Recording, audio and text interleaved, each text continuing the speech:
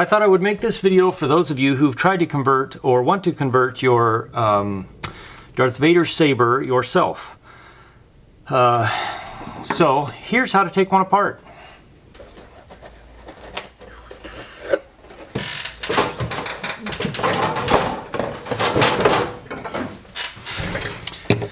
All right. First things I do is I take everything apart that I don't need to have in there.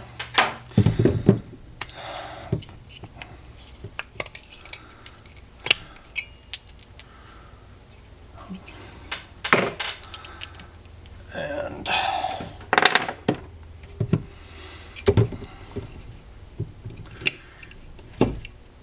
oh, wow, that's a hard one. Oh, man.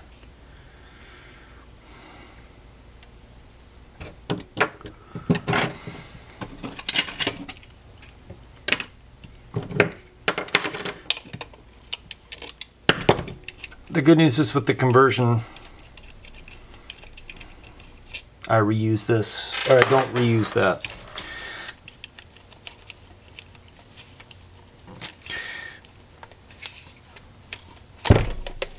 I like to take the emitter off as fast as possible because if you drop this, they crack super easy since they're resin.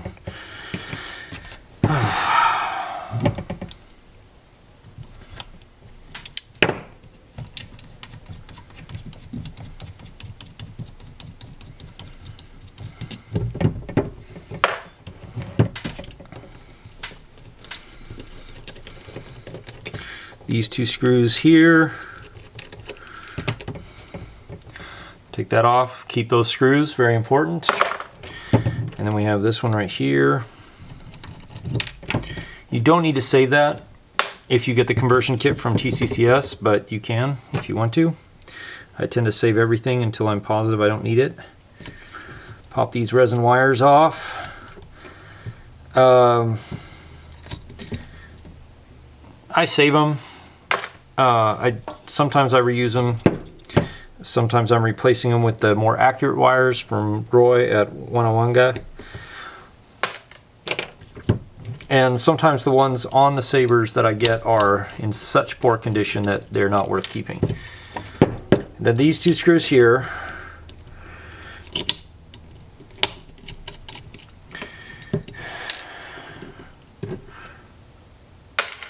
you want to save.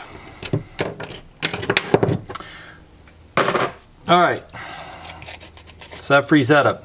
Next is the part that everybody hates that tries to do this pin that's right here.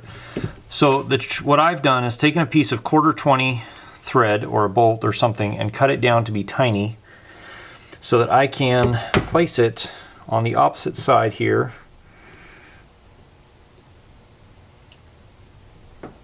And put a little tape over it to hold it in place. And that gives me something to clamp against so that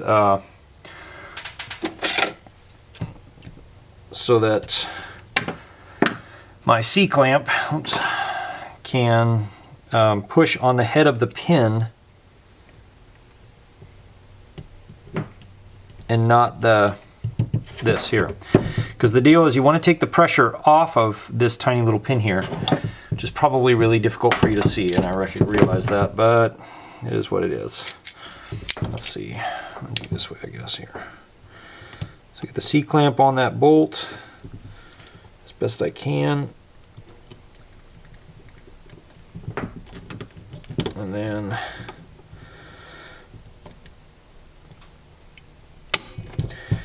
now, did that.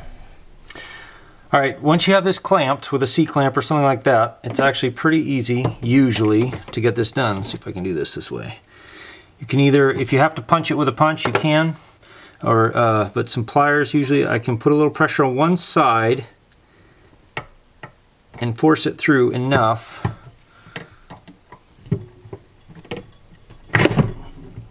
to where I can grab it from the other side and get it out. Once that's done, you can pop the clamp off, pull that off,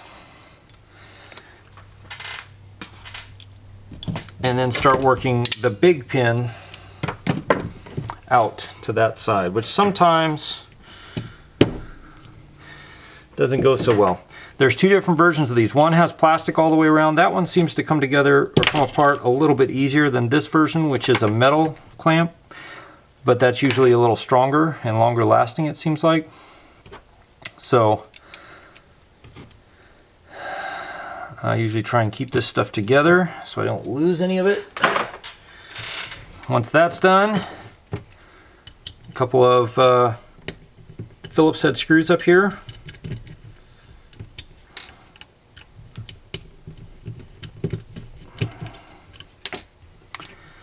Pull this off. I snip these wires. I'll reuse the switch, but I won't reuse the wires generally. This screw here, which I do save.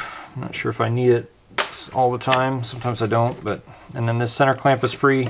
Then also this whole, all the electronics are now free. If you're gonna reuse this, this is where you would cut and keep the card in here and redo the switch and all of that. I am not going to reuse it, so I'm not gonna do anything with that. There you go.